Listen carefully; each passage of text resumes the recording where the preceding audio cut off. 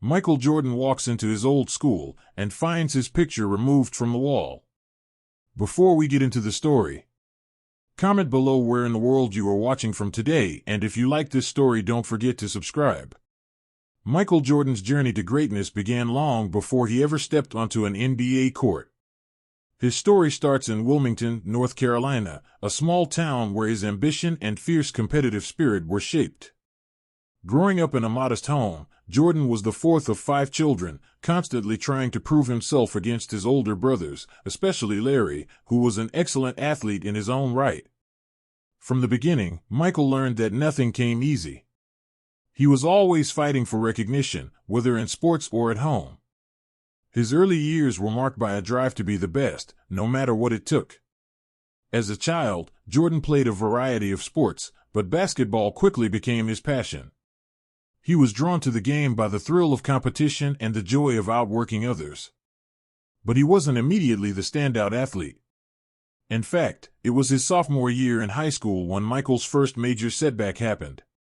He didn't make the varsity basketball team. The disappointment was crushing. At just 5 feet 10 inches at the time, he was seen as undersized, and his shot was still developing. But instead of letting that rejection define him, Jordan used it to fuel a relentless drive to prove himself. He spent the entire offseason working on his game. He played in pickup games, honed his shooting, and got stronger in the gym.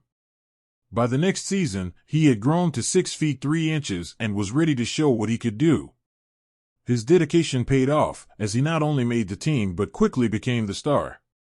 Jordan's competitive nature made him a dominant force on the court, and by the time he graduated from Laney High School, he had firmly established himself as one of the top high school basketball players in the country. Jordan's high school career wasn't just about physical growth, it was about mental toughness. He had learned early on that success didn't come easily, and that lesson would stick with him throughout his career. His work ethic became legendary. Even after success, he continued to push himself, always striving to improve. This mindset was crucial as he transitioned to college basketball. He was ready for the next challenge, and it came when he decided to play for the University of North Carolina under Coach Dean Smith. At UNC, Jordan quickly learned what it meant to play at the highest level. The competition was fierce, and the pressure to perform was intense. His freshman year was a turning point. He immediately made an impact on the court, and in the 1982 NCAA championship game against Georgetown, he hit the game-winning shot with only seconds remaining. That moment put Jordan on the national radar, and it set the tone for his career, calm under pressure, fearless, and always ready for the big moment. He wasn't just a player with potential, he was already showing the world that he had the ability to deliver when it mattered most.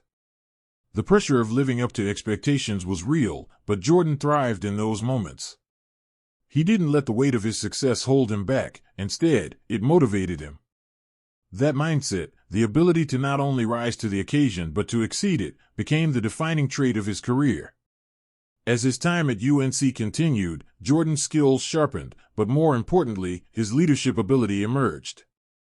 He wasn't just scoring points, he was learning how to elevate the play of his teammates, something that would later define his legacy. When Jordan declared for the NBA draft in 1984, it was clear he was ready for the professional stage. The Chicago Bulls selected him with the 3rd overall pick, a move that would change the history of the NBA.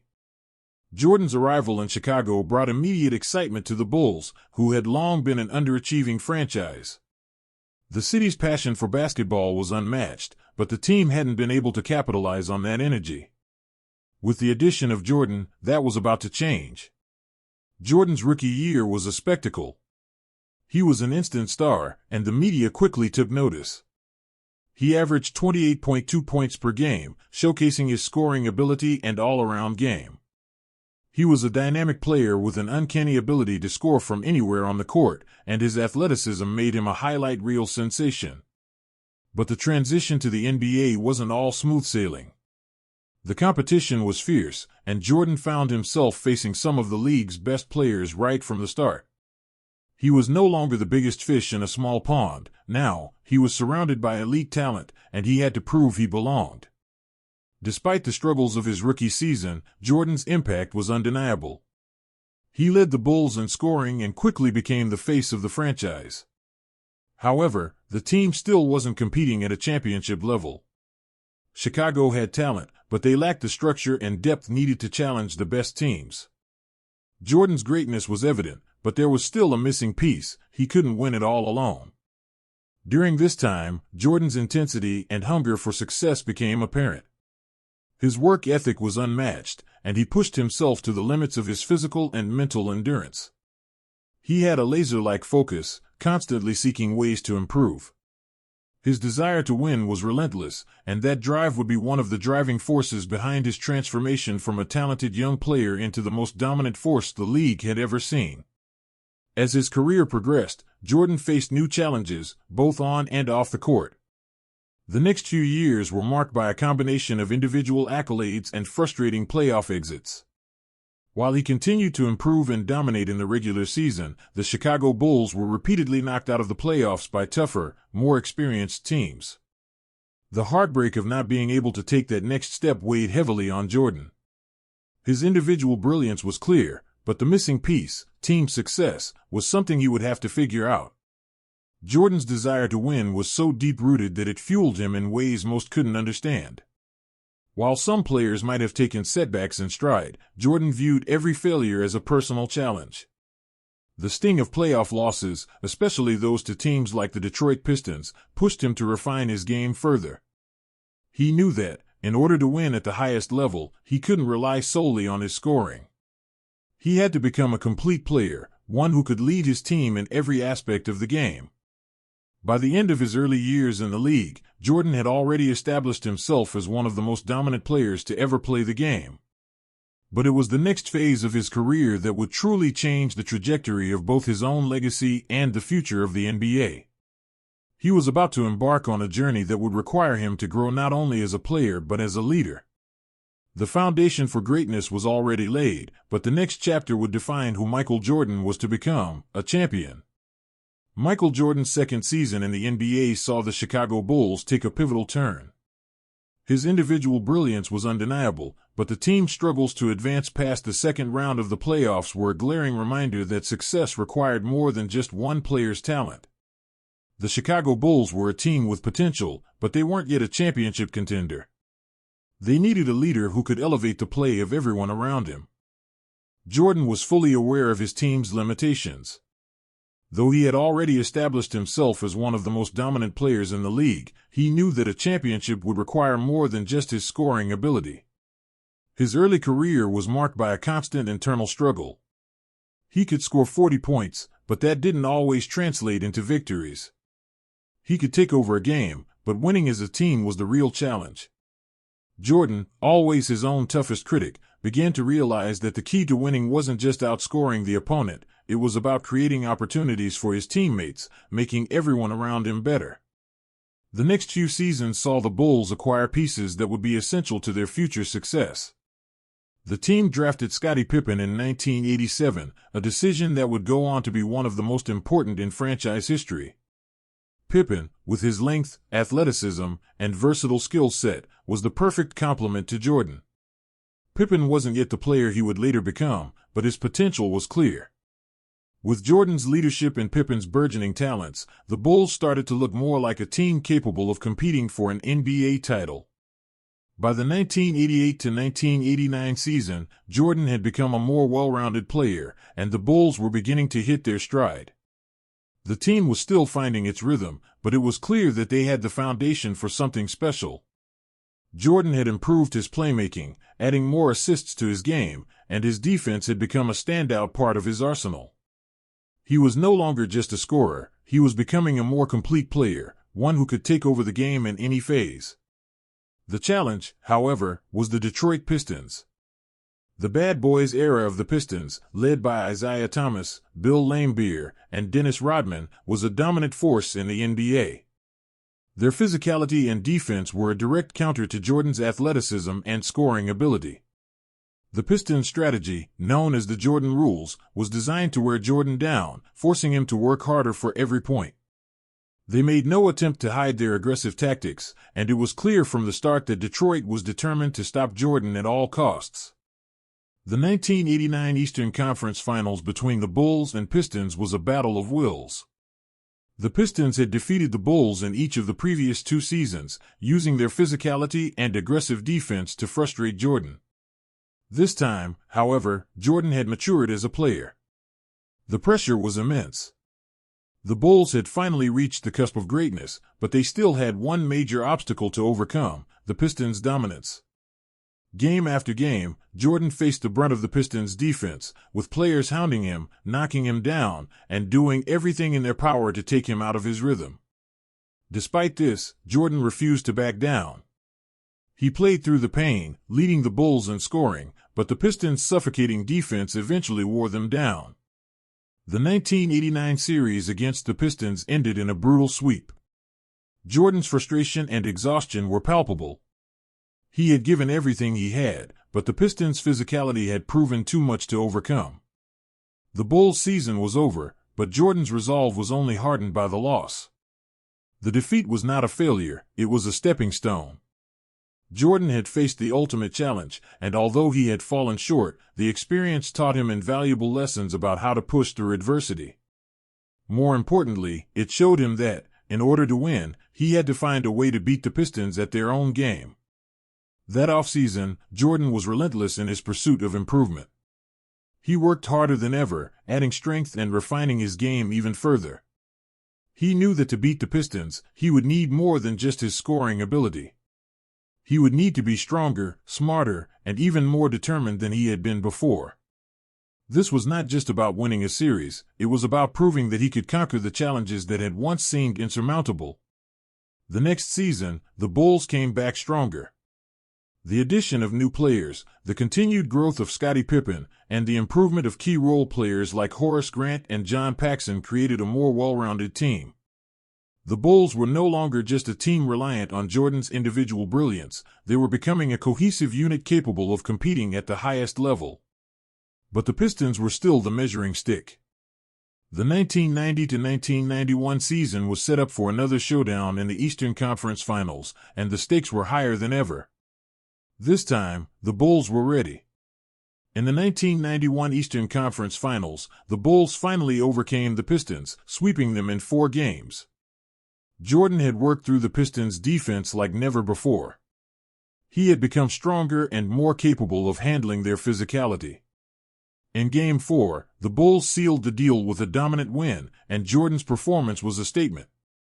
He had done it. He had defeated the team that had stood in his way for years.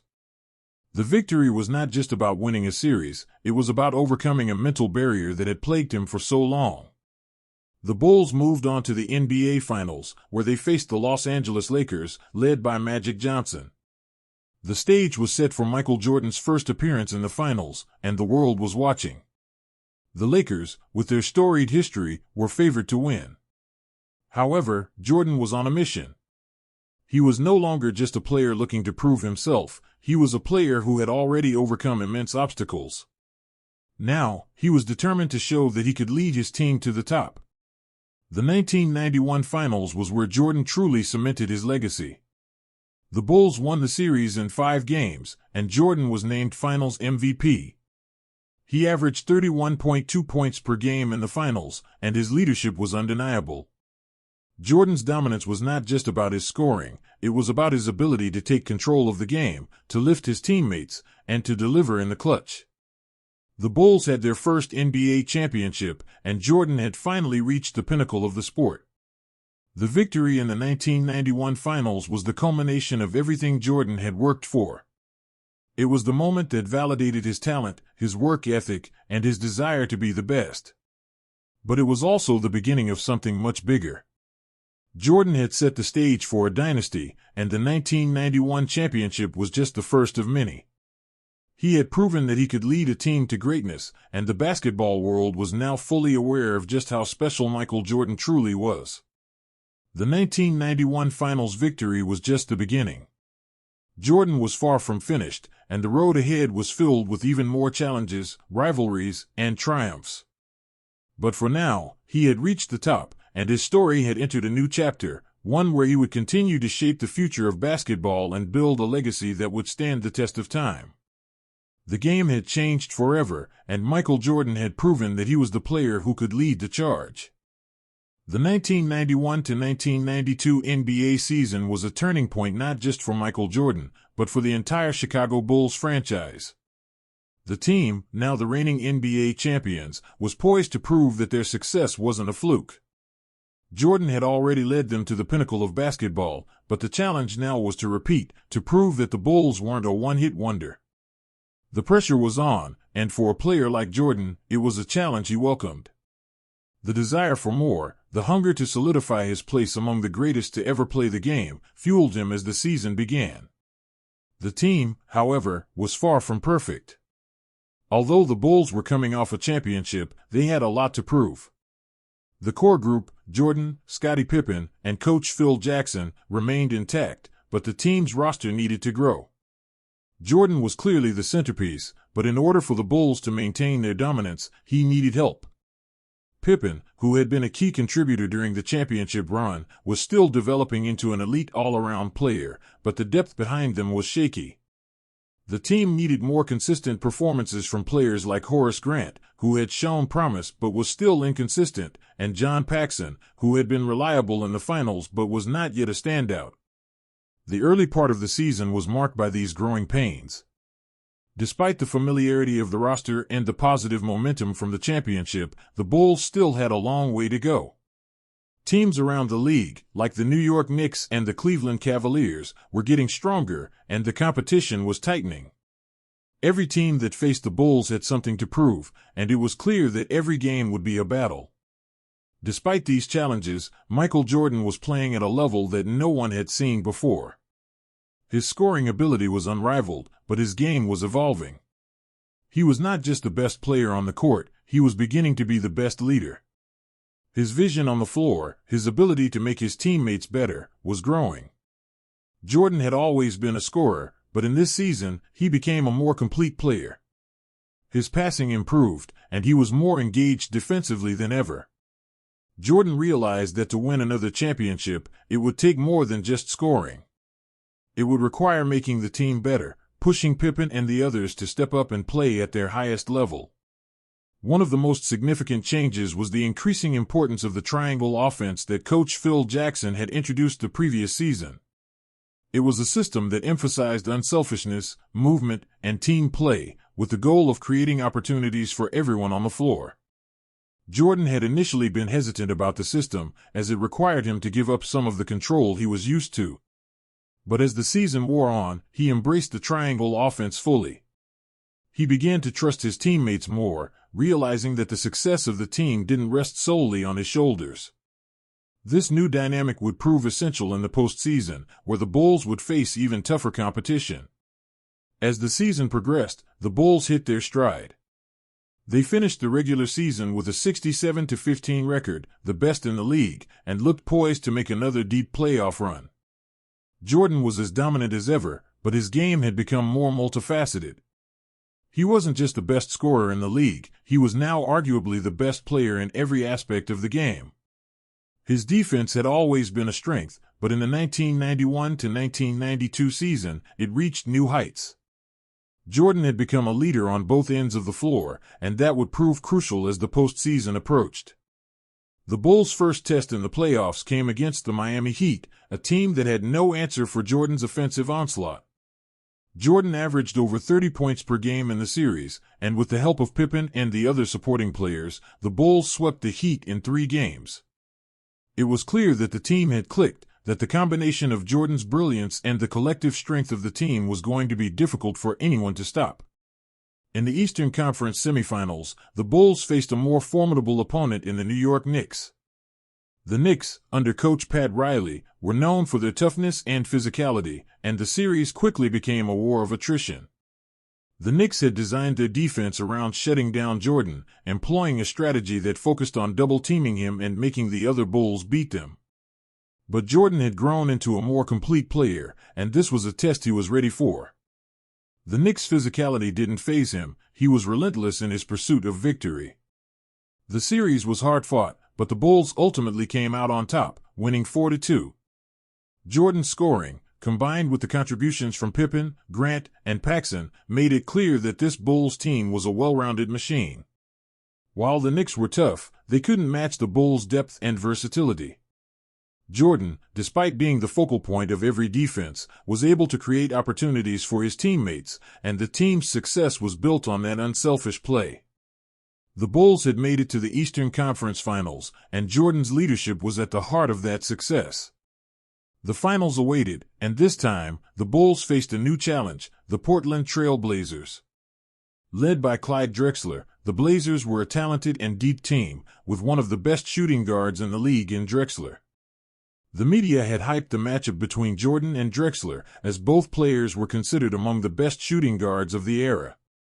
But Jordan was not concerned with Drexler or the media narrative. He was focused on one thing: winning another championship. The series against Portland began with a bang. Jordan's performance in Game 1 was nothing short of spectacular. He scored 35 points in the first half alone, dominating the game from the outset. It was clear that the Blazers had no answer for Jordan's offensive prowess. But Jordan wasn't just scoring, he was also setting up his teammates. His passing was on display, as he dished out key assists and got others involved. The Bulls won Game 1 decisively, and Jordan's message was clear: this was their championship to lose. Game 2 was another showcase of Jordan's greatness.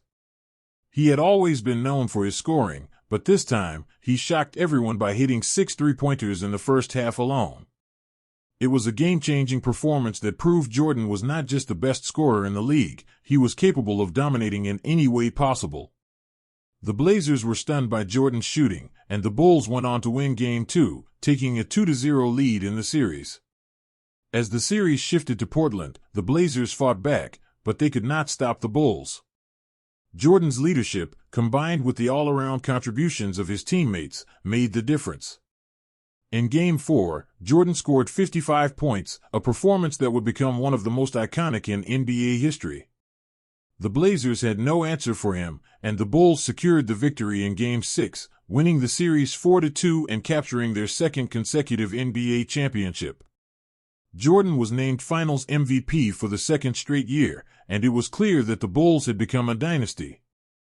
Jordan's dominance, combined with the team's unselfishness and depth, made them nearly unstoppable. But while the accolades were important, Jordan's focus remained the same: to be the best, to push himself and his team to new heights.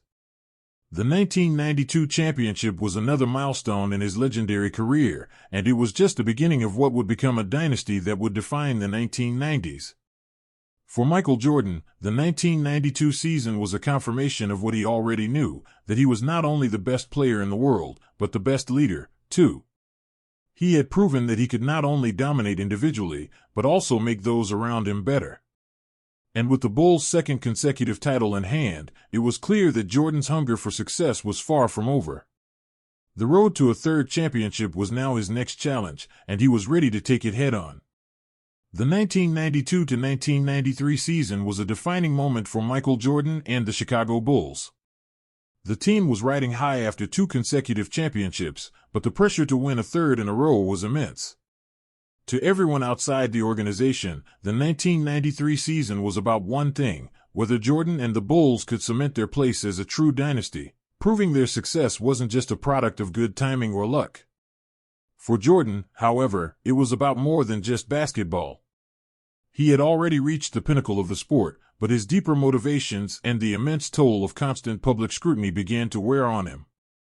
The season began with the usual high expectations, but Jordan's internal struggle was beginning to surface.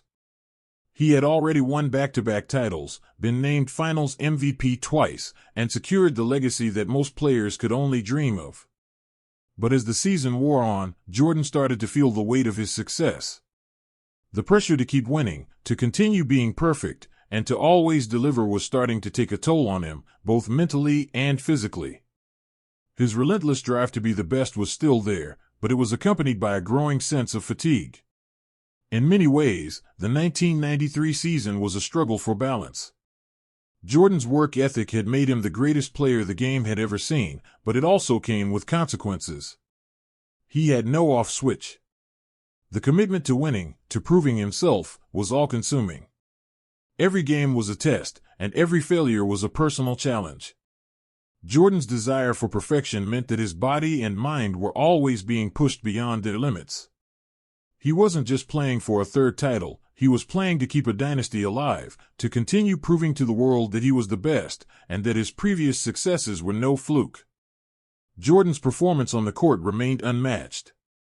He continued to dominate the league, averaging 32.6 points per game and showing no signs of slowing down. His ability to score from anywhere, his incredible footwork, and his defensive tenacity were all on display every time he stepped on the court. But as the regular season went on, it became clear that the challenge of winning 3 championships in a row was not going to be easy. Teams around the league were gunning for the Bulls. The New York Knicks, the Phoenix Suns, and the Cleveland Cavaliers were all building strong teams, and each had one goal: to dethrone the Bulls. The Bulls' playoff journey began with a familiar opponent, the Cleveland Cavaliers. In the first round of the 1993 playoffs, the Cavaliers had a team that could challenge the Bulls. Led by Mark Price, Brad Daugherty, and Craig Ello, Cleveland had played the Bulls tough in previous years. However, Michael Jordan was in his element. In Game 5 of the series, Jordan made history with a performance that would go down in the annals of basketball history. In the closing seconds of the game, Jordan hit one of the most iconic shots in NBA history, now known simply as the shot. With the Bulls trailing by 1, Jordan received the ball, and with his signature move, dribbling to the free throw line, he launched a perfect jump shot over Ello's outstretched hand. The shot swished through the net, and the Bulls won the game, completing the series victory 3-2. That moment would become one of the defining images of Jordan's career. It wasn't just the shot, it was the composure, the poise, and the willpower that Jordan displayed in that critical moment. The Cavaliers had thrown everything they had at Jordan, and yet, once again, he had found a way to win. It was moments like this that defined Michael Jordan. He never let the pressure break him. Instead, he thrived in those moments, refusing to be defeated. The Chicago Bulls moved on to face the New York Knicks in the Eastern Conference semifinals, and this series proved to be much more challenging. The Knicks, led by the fiery Pat Riley and featuring a roster full of tough, hard-nosed players like Charles Oakley, John Starks, and the dominant center Patrick Ewing, represented everything Jordan and the Bulls feared. They were physical, aggressive, and willing to do whatever it took to win. Game after game, the Knicks battered the Bulls, testing their resolve and toughness. The series was a grind, but as always, Jordan rose to the occasion. He continued to play at an elite level, but his teammates had to step up as well. Scottie Pippen, Horace Grant, and John Paxson made key contributions. Pippen, in particular, took on a larger leadership role, defending Ewing and contributing both offensively and defensively. The Bulls, though still led by Jordan, had become a more cohesive unit. They were no longer just a team that relied on Jordan's scoring, they were now a championship-caliber team that could defend, pass, and execute in clutch moments. The Bulls won the series 4-3, but it was clear that they had been tested. The Knicks had pushed them to the brink, and Jordan was physically and mentally drained. The constant barrage of tough defenses, the pressure to win, and the emotional toll of trying to sustain a dynasty were beginning to weigh on him. Still, the Bulls had made it through to the Eastern Conference Finals, where they would face the heavily favored, up-and-coming Indiana Pacers, who had a star player in Reggie Miller and a deep, talented roster. The Pacers were a tough matchup for the Bulls, but once again, Jordan's leadership carried them through. The series went the distance, and in Game 7, the Bulls outlasted the Pacers in a hard-fought battle. Jordan once again rose to the occasion, scoring a decisive 35 points and providing the energy his team needed to close out the game. The Pacers, despite their talent, simply could not match the experience, composure, and leadership of Michael Jordan. The Bulls advanced to the NBA Finals for the third straight year, and the next challenge awaited them. In the 1993 NBA Finals, the Bulls faced the Phoenix Suns, led by the MVP of the season, Charles Barkley. The Suns were a high-scoring team that played fast-paced basketball, and Barkley, with his combination of size and skill, was a formidable force. The series was expected to be a tough battle, but the Bulls, with their championship experience, had a clear edge. Jordan, though physically exhausted, continued to shine. His scoring was off the charts, and he delivered in every clutch moment. The Suns tried to match him, but no one could slow down Jordan. In Game 4, Jordan scored 55 points in a dominant performance that would be remembered as one of the greatest finals performances of all time. The series came down to Game 6, and in this crucial game, the Bulls sealed their third consecutive championship, defeating the Suns 99-98. Jordan was named Finals MVP for the third consecutive year, an achievement that would stand as a testament to his greatness. The 1993 championship cemented the Bulls' dynasty and Jordan's legacy as the best player in the league. But even as the confetti fell and the team celebrated, there was an unsettling feeling. The pressure that Jordan had faced all season, the mental and physical toll, had taken its toll on him. By the end of the 1993 finals, Jordan had done it all. He had won 3 championships in a row, been named Finals MVP 3 times, and established himself as the most dominant player the game had ever seen. But for Michael Jordan, the triumphs were beginning to feel empty. The drive that had fueled his success was still there, but something was missing. Jordan had reached the peak, and it was clear that the price of greatness was beginning to weigh on him. Despite his success, despite his dominance, the pressure to continue, to keep winning, had become overwhelming.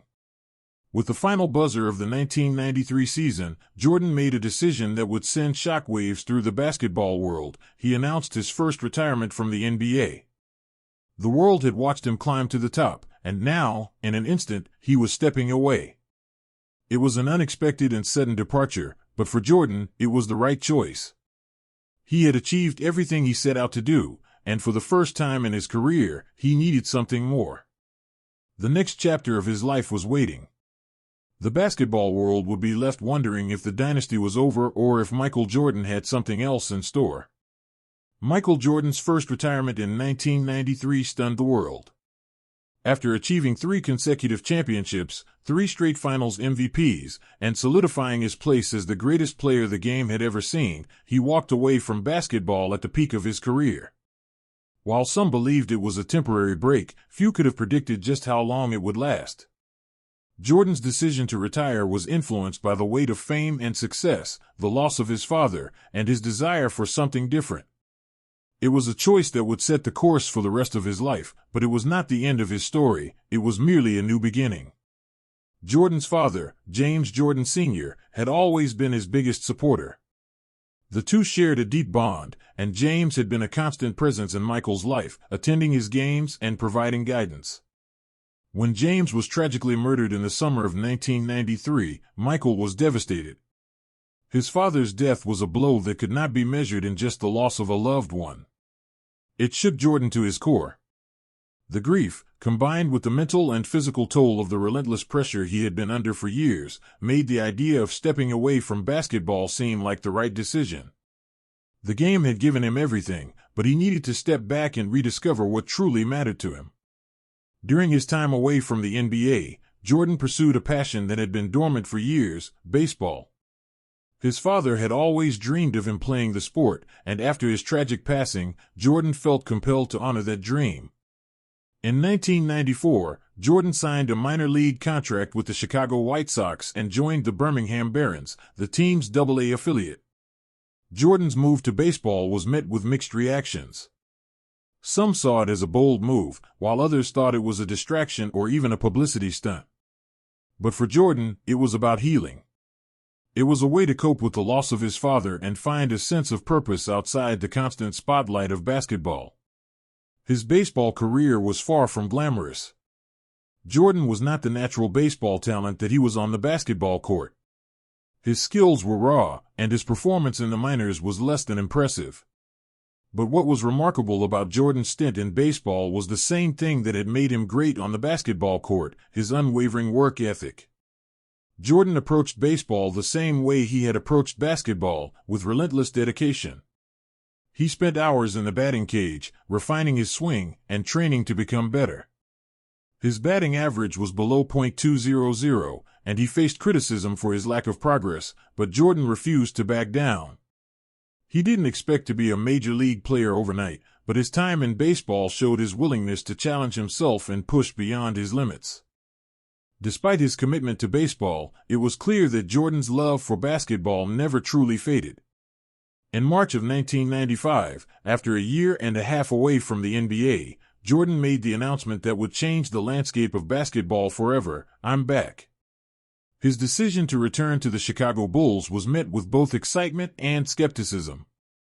Many wondered whether he could return to his former level of dominance after being away for so long, especially given the physical demands of the NBA.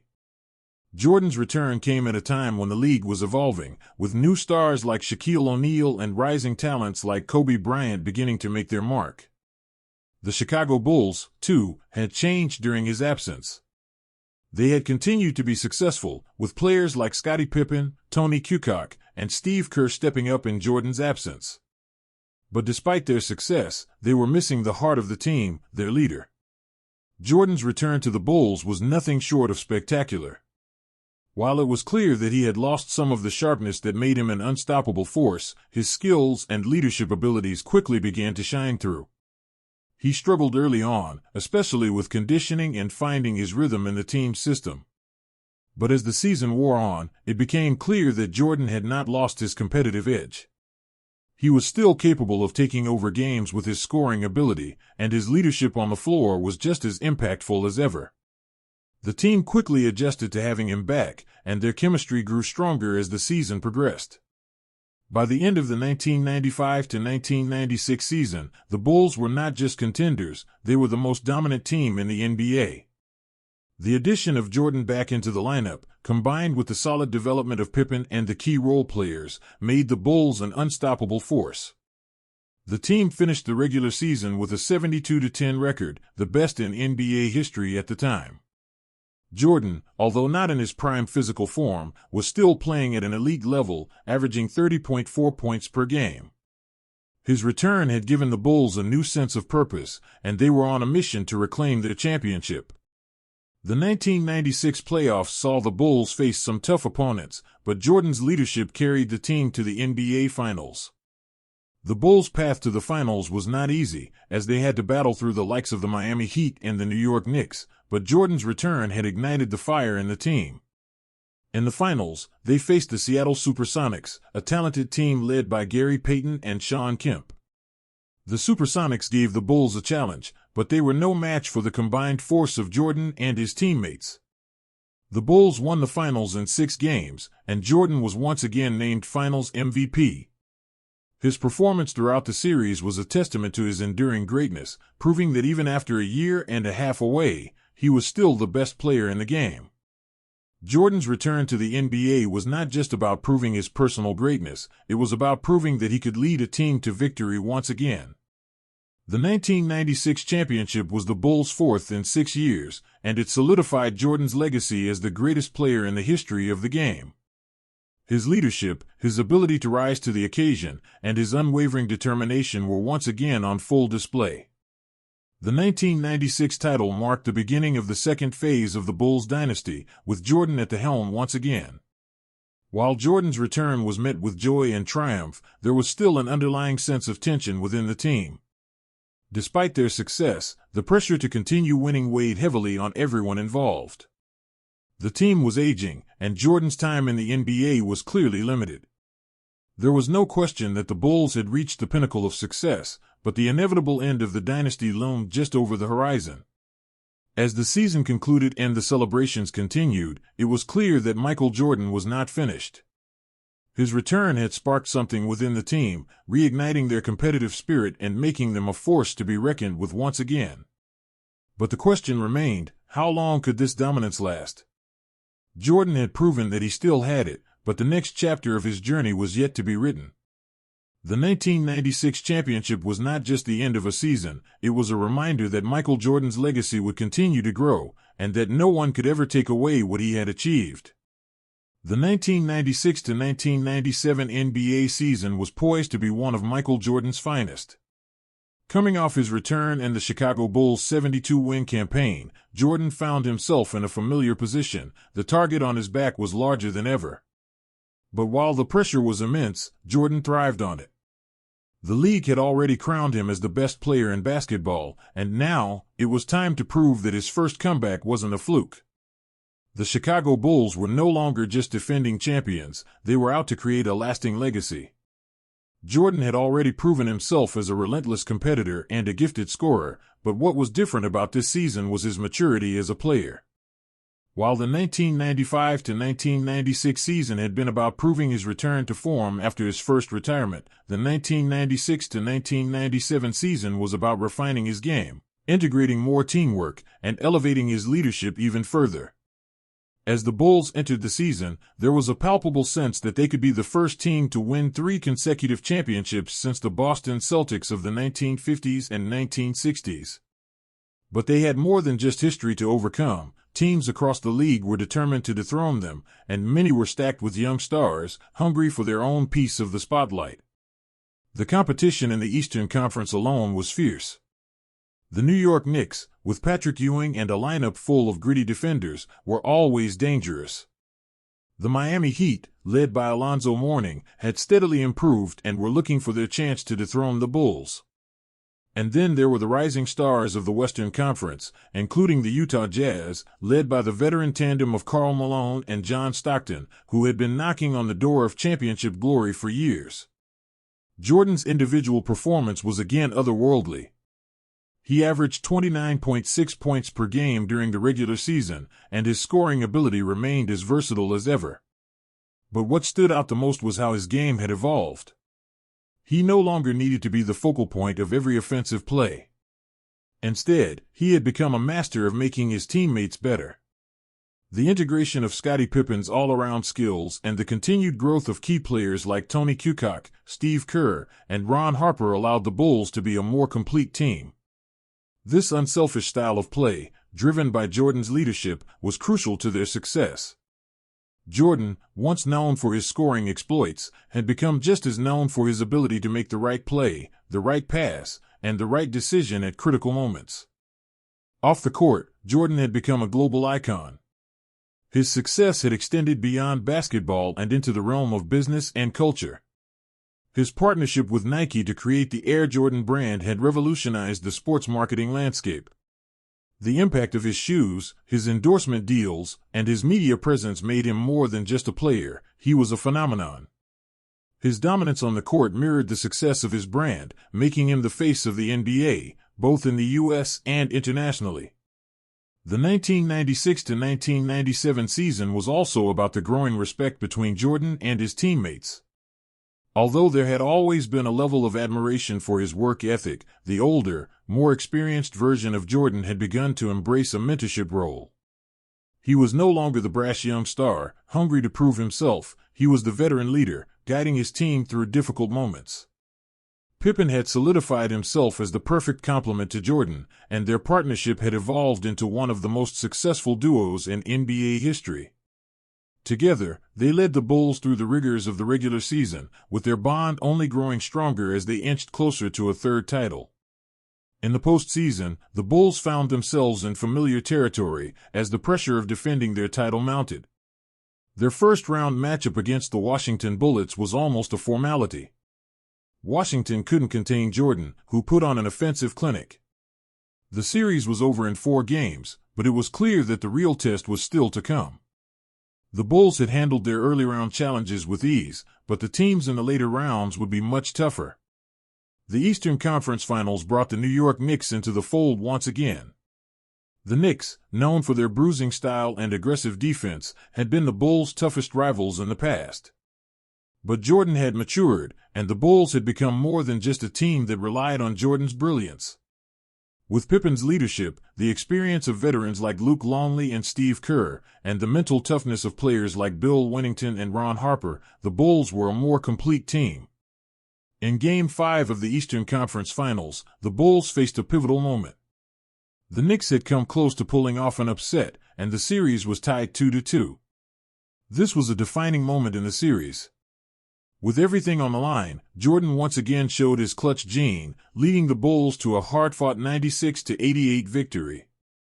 Jordan had a game-high 34 points, but it wasn't just his scoring that made the difference. His leadership on both ends of the floor was the deciding factor in the win. The Bulls secured the series, advancing to the NBA Finals once again. The team was one step closer to making history. The finals saw the Bulls face the Utah Jazz, a team that had long been considered one of the top contenders but had never been able to get over the hump. The Jazz were led by two future Hall of Famers, Karl Malone, one of the most physically dominant forwards in the history of the game, and John Stockton, a magician with the ball and one of the greatest point guards ever to play the game. The matchup was seen as a battle between youth and experience, with the Jazz trying to break through and the Bulls trying to solidify their place as the greatest dynasty of the modern era. The 1997 finals were intense from start to finish. The Jazz came out strong, but the Bulls quickly showed that they were the team to beat. Game 1 was close, with Utah giving the Bulls all they could handle, but Jordan's clutch performance down the stretch pushed the Bulls to a narrow win. Game 2 in Chicago saw Jordan and Pippen continue to showcase their dominant partnership. The Bulls took control early, and the Jazz could never find their rhythm. With a 2-0 series lead heading to Utah, the Bulls felt confident, but they knew that the Jazz would come out fighting.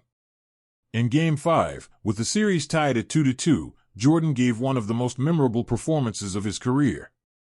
Playing through flu-like symptoms, Jordan willed the Bulls to a victory in one of the most iconic games in finals history. Known as the flu game, Jordan scored 38 points, including a key three-pointer late in the game that helped the Bulls seal the victory. The image of Jordan, barely able to stand but still delivering when it mattered most, became a symbol of his resilience and determination. With the Bulls up 3-2, the series returned to Chicago for Game 6. Jordan delivered again, scoring 45 points in a performance that led the Bulls to a 90-88 win, clinching their fifth championship. Jordan's leadership and his ability to perform under pressure were the keys to their victory. For the third time in his career, Jordan was named Finals MVP, a fitting conclusion to another dominant season. The 1997 season solidified Jordan's place in NBA history as one of the greatest players of all time. But as much as the victory in the finals meant to him, Jordan knew that the team's journey was far from over. The dynasty that he and the Bulls had built was about to face even greater challenges, but one thing was certain: as long as Jordan was leading the way, the Bulls would continue to be the team to beat. The 1997 championship, though another notch in his illustrious career, was just another step in his quest to be the best and to prove, once again, that greatness could be sustained year after year. As the 1997-1998 season approached, the Chicago Bulls, and Michael Jordan specifically, stood at a crossroads. After 6 years of dominance, including 5 NBA championships and countless accolades, there was a sense that the dynasty was nearing its end. Despite the desire for another title, the challenges ahead were clear. Jordan was not getting any younger, and the pressure of defending a third consecutive championship and maintaining the dynasty had taken a toll on the team. The media, the fans, and even the players knew that this might be the final chapter for one of the greatest teams ever assembled. The Chicago Bulls entered the season as the defending champions, but the landscape had changed. Other teams were hungry for the throne, and the league was beginning to see an influx of new stars. While Jordan remained the focal point of the team, it was clear that his time was running short. His body was showing signs of wear, and there were constant questions about his future with the team, especially considering that his coach, Phil Jackson, had announced that this would be his last season with the Bulls regardless of the outcome. The front office also made it clear that they would not be willing to bring back the team intact for another season. The Last Dance, as it became known, was a farewell not only to Jordan but to the entire era of Bulls basketball that had defined the 1990s. Jordan's presence on the court, however, was as undeniable as ever. Despite the pressures surrounding him, his ability to perform when it mattered most hadn't diminished. His determination to win, to elevate his team to greatness one final time, was stronger than ever. It was a season of constant reminders of his greatness, from clutch performances to critical leadership moments. The Bulls once again found themselves at the top of the NBA standings, with Jordan, Pippen, and key players like Steve Kerr, Tony Kukoc, and Ron Harper still working seamlessly together. But as much as the team was still performing at a high level, there was an undercurrent of uncertainty. Scottie Pippen, long Jordan's right-hand man, was battling injuries and dealing with the knowledge that his time with the Bulls was likely over after this season. The internal tensions were palpable, as players knew this might be their last chance to win another title together.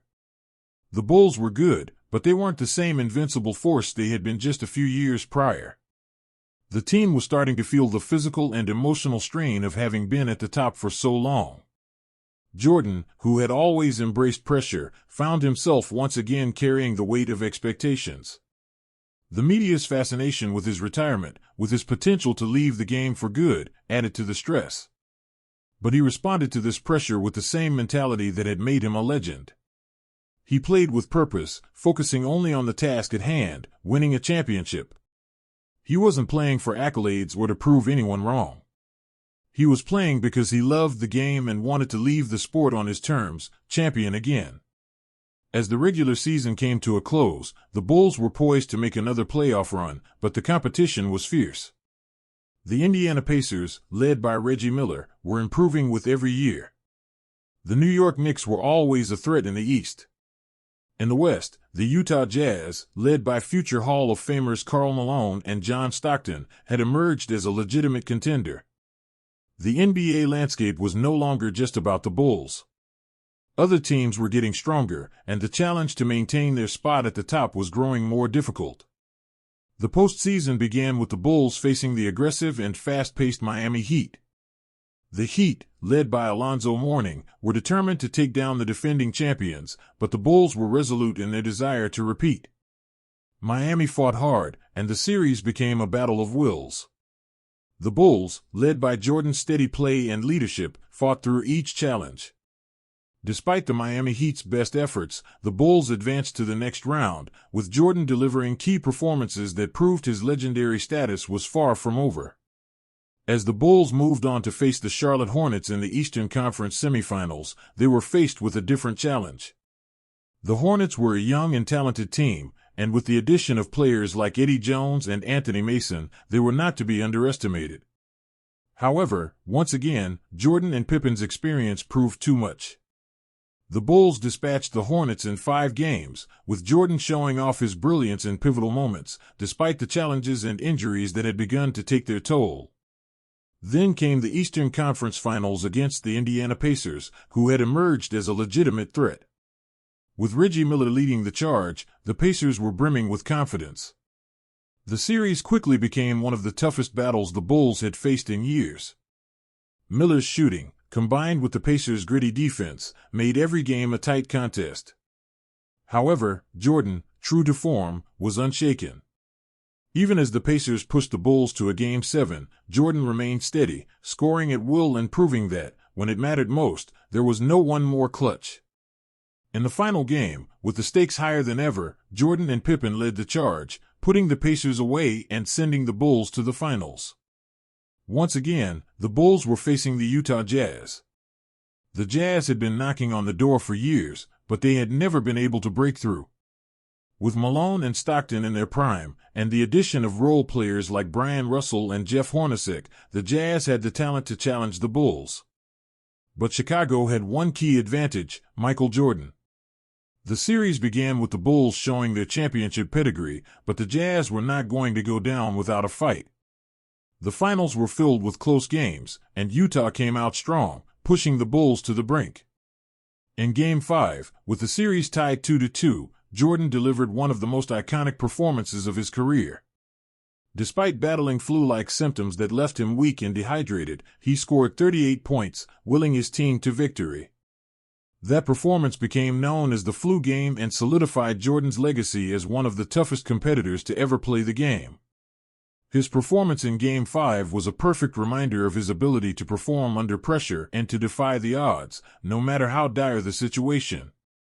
The Bulls, now leading 3-2, returned to Chicago for Game 6, knowing that a victory would clinch their 6th championship.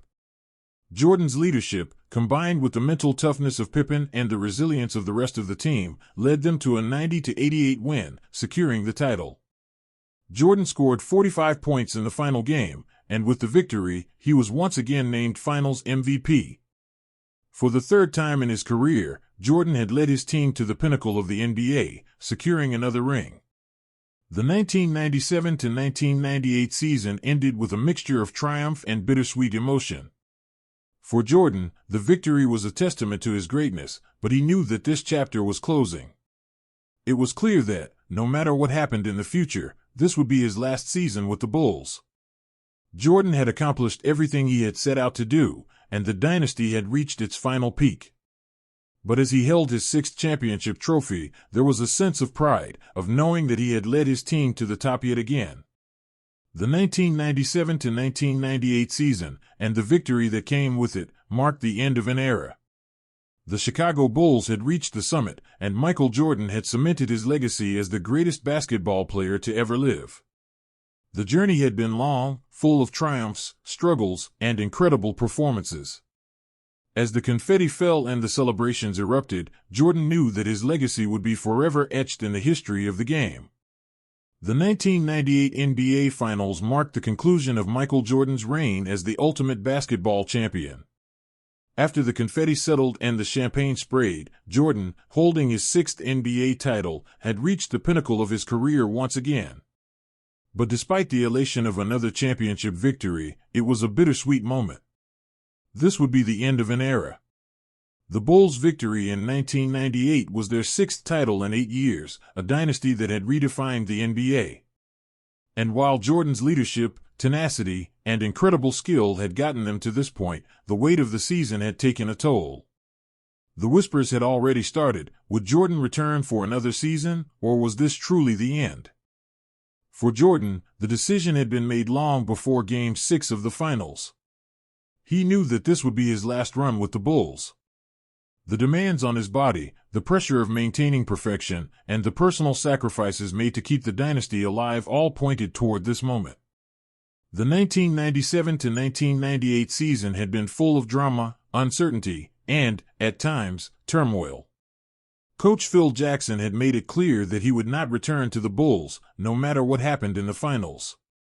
Scottie Pippen, while still essential to the team, had dealt with injuries and frustration. The team's future was uncertain, but for Jordan, the ending of this chapter felt right. He had led the Bulls through one of the most dominant periods in NBA history, and now, it was time to step away. But before Jordan could leave the game, there was one final lesson to impart. As he held his sixth championship trophy, Jordan understood that his legacy was not just about the number of titles or the records he had set. It was about the impact he had on the game, the people he had inspired, and the changes he had made in the world of sports. He had redefined what it meant to be great. He had shown future generations that true greatness wasn't just about talent, it was about the unrelenting will to win, the commitment to becoming the best version of yourself, and the ability to elevate others around you. The 1998 Finals had been a fitting conclusion to his career with the Bulls. It had been a hard-fought series against the Utah Jazz, and Game 6 in Chicago was a culmination of everything Jordan had learned over the years. The Jazz, led by Karl Malone and John Stockton, were not an easy team to beat. They had pushed the Bulls to their limits in the first 2 games of the series and fought back hard in Game 5. But Jordan, even in his final games, was unyielding. He was still the player who could take over in the clutch, who could make the right play, who could perform at an incredibly high level despite the odds. In Game 6, with the series tied 3-2, the stage was set for Jordan to make his final statement. The game was tight, but Jordan was determined. He scored 45 points, his leadership on display as he led the Bulls to a 90-88 victory, clinching the series. With the win, the Bulls secured their 6th championship. Jordan, once again, was named Finals MVP, cementing his status as the best player in the world. As the crowd cheered and the Bulls celebrated, Jordan knew that this victory marked the end of an era. He had proven everything he needed to prove. The decision to retire again was not an easy one. Throughout his career, Jordan had been driven by an insatiable desire to prove himself, to be the best, to overcome every challenge. But now, after the championship, the drive for more titles had dulled. His body was weary, and his mind needed rest. There was nothing left to prove to anyone, and he knew that the team, as it was, could no longer sustain the dominance it had once had. The dynasty was over, but it had been magnificent while it lasted. Jordan's retirement in 1999 was different from his first. The first time he had stepped away from the game, it was to deal with the grief of his father's death and to try something new, baseball. Now, it was simply time. The decision was made quietly but decisively. There was no grand farewell tour, no media spectacle. Michael Jordan had accomplished everything he had set out to do in basketball, and now, it was time for him to walk away on his own terms. The impact of Jordan's retirement was immediate. The NBA had just lost its most iconic player, the face of the sport, and the man who had taken the league to unprecedented heights. The Chicago Bulls, without their leader, entered a period of decline. Without Jordan, the team struggled to find its footing. The Bulls won one more championship in 1998, but they couldn't maintain the same level of dominance. Jordan's departure left a void that no one could fill. As the years went on, Jordan's place in basketball history only grew. His influence transcended the game. The Jordan brand with Nike became a global phenomenon, and his legacy was cemented not just through his 6 championships but through the way he changed the sport. He had inspired a generation of athletes, from Kobe Bryant to LeBron James, to chase greatness. His work ethic, his competitiveness, and his commitment to winning were the standards that future players strive to meet. Despite his second retirement, Jordan's love for the game was far from gone. In 2001, after nearly 3 years away from the game, he returned, this time as a member of the Washington Wizards. Though his skills had diminished with age, his competitive spirit remained intact. Jordan played 2 seasons with the Wizards, but it was clear that the best of him had already been written in the history books. His time with Washington was a bittersweet reminder that even the greatest athletes eventually have to give way to time. After his final season with the Wizards in 2003, Jordan once again retired, this time for good. His second retirement marked the end of an era in which he had redefined what it meant to be great. While his time with the Wizards was not as successful as his years with the Bulls, it didn't diminish his impact on the game. Michael Jordan was more than just a basketball player. He was a cultural icon, a global ambassador for the sport, and a symbol of excellence that would last far beyond his playing days. Jordan's legacy lived on through the Jordan brand, which had become synonymous with success, style, and achievement. But beyond the business, beyond the trophies, his true legacy was the way he inspired the next generation of athletes. He taught them that greatness isn't just about natural talent, it's about work ethic, mental toughness, and an unyielding desire to win. He set the bar so high that no one could simply be great, they had to be great in every sense of the word. When Michael Jordan retired for the final time, basketball had lost its greatest player. But his influence and his story would live on. He had written a legacy so powerful that it couldn't be overshadowed by time. He had become a living legend, not just in basketball, but in the way that he approached life. The game would always be his, but his impact would go beyond the court. Michael Jordan didn't just change basketball, he changed the way the world viewed sports, competition, and the pursuit of greatness. His journey wasn't just about titles or accolades. It was about becoming something bigger than the game itself. His story, his legacy, would never fade.